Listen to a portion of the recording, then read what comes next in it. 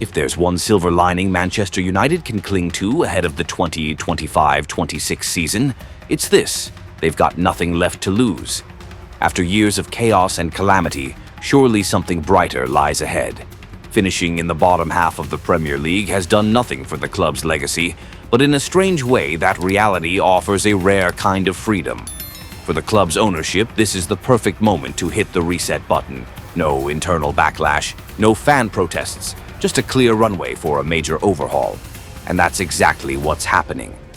Following the departure of Marcus Rashford and the exits of expiring contracts like Eriksen, Evans, and Lindelof, United are pressing ahead with efforts to offload players who no longer fit into the vision of Ruben Amorim and the boardroom upstairs. Antony, Sancho, Malaysia, and perhaps most shockingly, even Garnacho, are all on the chopping block.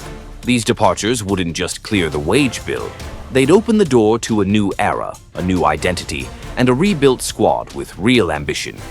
It all begins at the back, specifically in goal. While often overlooked, the goalkeeper position at Old Trafford has become one of the club's most contentious storylines over the past 2 seasons. Andre Onana, brought in with high hopes, endured a campaign to forget. 8 direct errors leading to goals, an unforgivable stat. For all his passing ability, Onana has fallen short when it comes to reading the game and controlling its tempo. He simply hasn't lived up to expectations. That's why United's aggressive pursuit of Emiliano Martinez makes perfect sense. The Aston Villa shot-stopper, who stunned the world with his heroics in the 2022 World Cup final, has emerged as the prime candidate to guard the posts at the Theatre of Dreams. A 2-time Yashin Trophy winner, World Cup Golden Glove recipient, and a model of consistency in the Premier League, Martinez brings composure, experience, leadership, and the kind of mental steel that United have sorely lacked. He's the kind of keeper you trust with your season on the line. But signing him won't be easy. Villa have already rejected a loan move, and their £40 million asking price is far from friendly.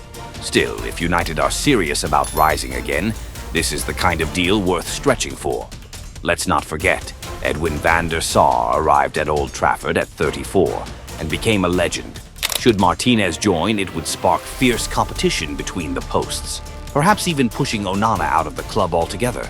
But if the deal falls through, then United will be forced to double down on Onana and shift their transfer focus towards strengthening the midfield and attack. Manchester United are building a back 3 that's as intriguing as it is promising. Lenny Yoro, Matheus de Ligt, and Aiden Heaven. 3 very different profiles, each with their own strengths. But together they could form a defensive unit that's not only solid, but truly modern. Let's start with Yoro. At just 19 years old, he's already been signed from Lille for a hefty £50 million fee, a clear statement of intent. In today's game, centre-backs are expected to do far more than just defend. And Yoro, he thrives under that pressure. Calm on the ball, progressive with his passing, and comfortable stepping into midfield, he plays with the poise of someone far older. He's unshaken by elite forwards or high-stakes matches, but with injuries sidelining him for 5 months last season, United's medical team will need to keep a close eye on him. The talent is undeniable, but availability is key. Then there's Matheus de Ligt. Once hailed as the crown jewel of Dutch football's next generation, de Ligt's rise has been disrupted by a string of injuries. But when fit, he remains a defensive powerhouse.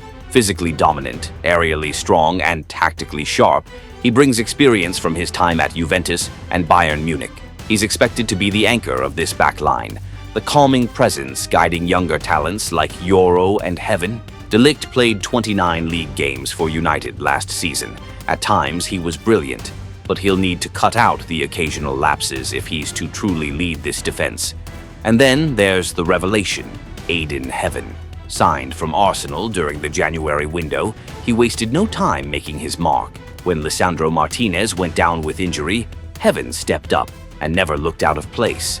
Composed under pressure, sharp in the tackle, and versatile in build-up play, he embodies the modern centre-back. Born in 2006, he's already showing signs of being a long-term pillar at Old Trafford. Don't be surprised if Ruben Amorim names him the starting left centre-back from day one. Behind them, the depth is solid. Harry Maguire, Lisandro Martinez, once he returns to fitness, promising youngster Tyler Frederickson, and even Luke Shaw or Noussair Mazraoui could all rotate in depending on the game plan and tactical needs. The tools are there. What remains is turning this mix of youth, pedigree, and potential into a coherent, resilient defensive line. In Ruben Amorim's 3-4-3 system, the wingbacks aren't just support players, they're the tactical backbone. They're the vital link between defense and attack, required to be tireless, fearless, and tactically sharp. And in that demanding role, Manchester United are placing their faith in two rising stars, Amad Diallo and Patrick Dorgu. Amad Diallo has returned to Old Trafford as a transformed figure. Every time he's been given a chance, he's seized it, proving himself as one of United's most exciting young talents.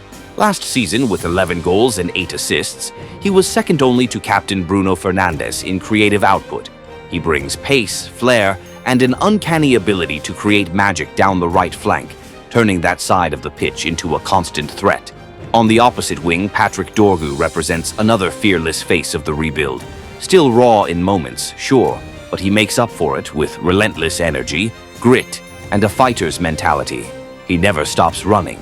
His performances for Denmark have only reinforced the idea that he could be the club's long-term engine on the left. He may not be polished yet, but he plays like a man with something to prove.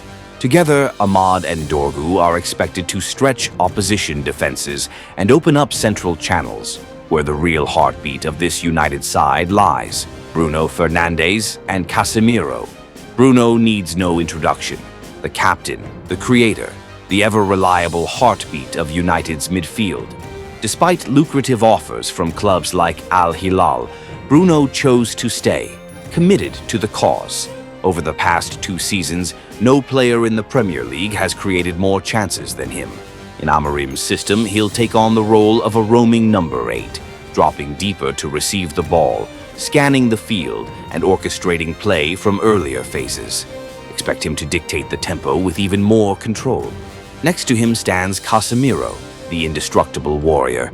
There were rumors he might leave this summer, but his resurgence late last season, especially in the Europa League, silenced the doubters. He's not just a destroyer anymore. He's a conductor, breaking up play but also setting the rhythm and guiding the flow. With Bruno's finesse and Casemiro's steel, United boast a midfield pairing that can anchor the team while unlocking space further forward. Depth? There's plenty.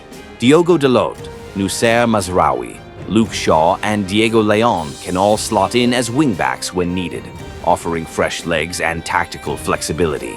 Meanwhile, midfield reinforcements like Manuel Ugarte, Mason Mount, Kobbie Mainoo, and rising star Toby Collier add bite, balance, and depth across the middle of the park. The biggest question Manchester United have faced in recent seasons has been painfully simple: who's going to score the goals? Yes, there have been flashes, moments of promise from Rasmus Højlund and Joshua Zirkzee, but consistency? That's been in short supply. This season, though, there's a growing sense that the narrative may finally be shifting. Why? 2 names: Matheus Cunha and Bryan Mbeumo. Cunha, United's first signing of the summer at over £60 million, wasn't just a transfer, it was a statement. The club needed someone who could break the mold, someone who could offer more than just classic number 9 movement. With dazzling footwork, blistering pace, and a knack for scoring from all angles, Cunha brings unpredictability. He draws defenders out of position, connects seamlessly with teammates, and injects that raw electric samba flair that could reignite Old Trafford's fire. Then there's Mbeumo, hard-working, consistent, clinical. Last season, he bagged 20 goals and chipped in with 7 assists for Brentford, a remarkable return for a winger. His off-the-ball movement and variety in finishing offer united a much-needed answer to their long-standing goal-scoring dilemma. He's not flashy, he's efficient, and that might be exactly what they need. But if there's one name that truly makes fans sit up and take notice, it's Benjamin Šeško. At just 22 years old, the RB Leipzig forward is already on United's radar, and for good reason. Towering at 1.95 meters, Šeško combines size, strength, and speed with a mature tactical brain and a deadly shot. He has all the tools to be the ideal number 9 in Amorim's 3-4-3 system. He's not just a finisher, he's a focal point. The kind of striker who can pin back defenders, hold up play, and create space for Cunha and Mbeumo to exploit. With a reported price tag of 70 to 75 million pounds, he won't come cheap.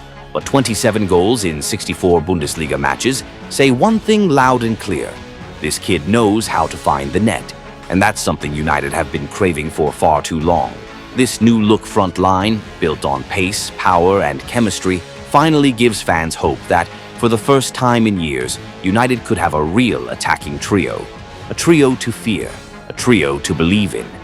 And let's not forget the supporting cast. Højlund, Xerxes, and teenage sensation Chido Obi all offer valuable depth, giving Amorim the flexibility to rotate, adapt, and surprise. Manchester United are in the midst of a radical transformation, an identity overhaul. What lies ahead is still unwritten. But as Ruben Amorim himself said, after the storm, the good days are coming. So now all eyes turn to the pitch. Can this super squad prove they're worth every penny from day one? Let's find out.